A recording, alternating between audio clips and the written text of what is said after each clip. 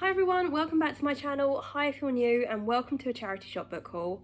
I went to two charity shops today and I picked up books in both, and I haven't done what feels like a sit down haul with you in so long, and I was like, I'm going to do it this afternoon. I'm going to jump straight in. The books range from 10p each to 50p each. I'm going to start with the ones that were 50p each. I got books 1 and 2 in this series, and I'm not familiar with these at all. It says a Cole novel. This is book 1, which is Belong to You, and then book 2 is Made for You. Book 1 says, my honeymoon was almost everything I dreamed it would be. A tropical paradise, turquoise water, romantic walks on the beach, and loads of mind-shattering sex. The only thing missing was the groom. After 7 years of coasting through a relationship with Michael, my senses were numb. A week of passion with a stranger was just what I needed to clear my head and take back control of my life. But how do you move on when the man that was only supposed to be your fling somehow seeps into your soul and steals your heart? And it looks like they're going to be quite steamy books. So, I'm intrigued. As I said, I've never seen them before, never heard of them, and I thought, why not? The next one I got is Geisha by Lisa Dalby. And I believe this is more non-fiction.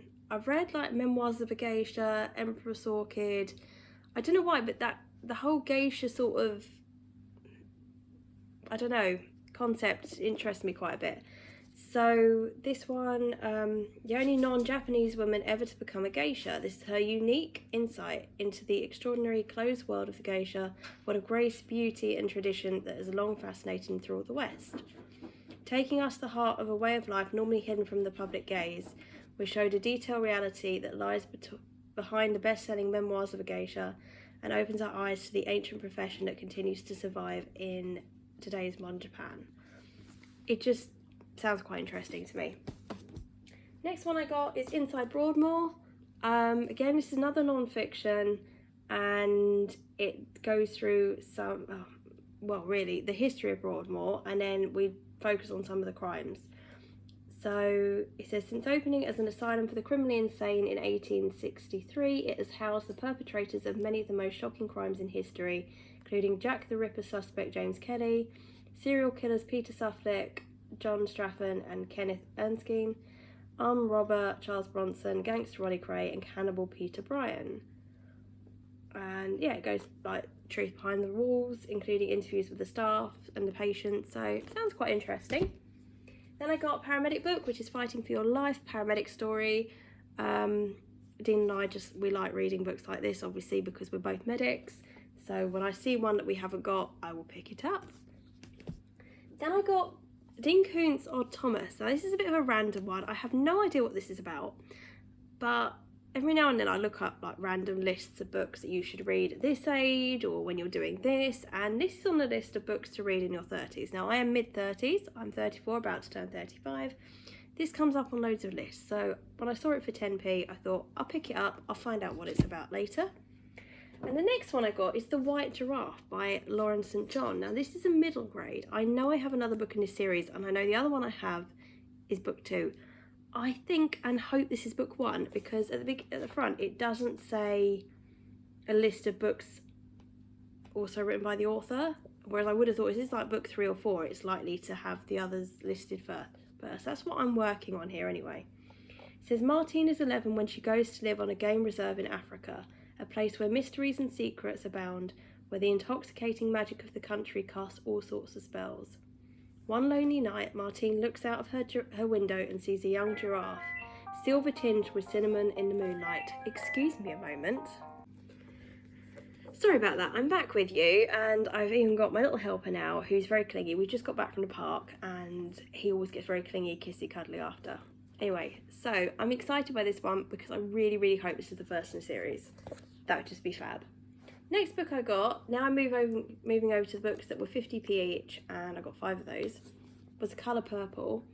I love the cover of this book. This is by Alice Walker, and this really intrigues me. So it's about 2 sisters who share the pain and struggle of growing up as African American women in early 20th century rural Georgia. There's an abusive marriage, there's a violent father, but I think the book is either all or partly written as letters between the sisters or letters from the sisters to God. And that sounds quite interesting to me. So I'm looking forward to that one. Next one I got is a bit controversial on BookTube, and I do love you too. I do. Thank you for the kisses. I've not really heard particularly positive feedback about this, but that, to be honest, has intrigued me. So this is The Push by Ashley Audrain. It says, Blythe and Violet, mother and daughter, it's a bond like no other, but what if your little angel is really a monster, and why can no one see it but you? I mean, that sounds pretty good. It sounds good. So I hope I like it. I have a serious Marmite love-hate relationship with thrillers, so not holding out the most hope, but we will give it a go. The next one I got, I was really surprised to find, and that's The Turn of the Key by Ruth Ware. Again, this is a thriller. Hiya. Hello. Hello. You're not getting my undivided, I know. This is, when Rowan comes across the advert, it seems too good to be true. A live-in nanny position with an extremely generous salary. What she doesn't know is that she's stepping into a nightmare, one that will end with the child dead and her in a cell awaiting trial for murder. She knows she's made mistakes, but she's not guilty, at least not of murder, which means someone else is. That sounds really good to me. That sounds absolutely fab. Two more. One I've been looking for so long. A Man Called Ove by Frederick Bachman. This has just been on my TBR for so long, and I've just been able to find this brand new perfect condition book. It says, Ove is almost certainly the grumpiest man you will ever meet. He thinks himself surrounded by idiots, joggers and neighbours who can't reverse the trailer properly, and shop assistants who talk in code. But isn't it rare these days to find such old-fashioned clarity of belief and deed, such unswerving conviction about what the world should be, and a lifelong dedication to making it just so? In the end, you will see there is something about Ove that is quite irresistible. Does that sound good to you too? Sounds good to me. The last book I kind of got because I thought my dad might find it interesting, but I might borrow this back. So this is A Walker's Guide to Outdoor Clues and Signs by Tristan Gooley. I actually quite like the cover. It's pretty cool. It's the ultimate guide to what the land, sun, moon, stars, trees, plants, animals, sky and clouds can reveal when you know what to look for.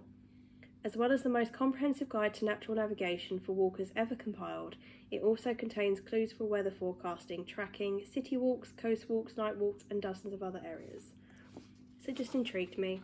It says, includes over 850 outdoor clues and signs. So, that is my charity shop book haul. I hope you enjoyed it. Let me know if you've read any of those or if any appeal to you, and I will catch up with you soon. Bye!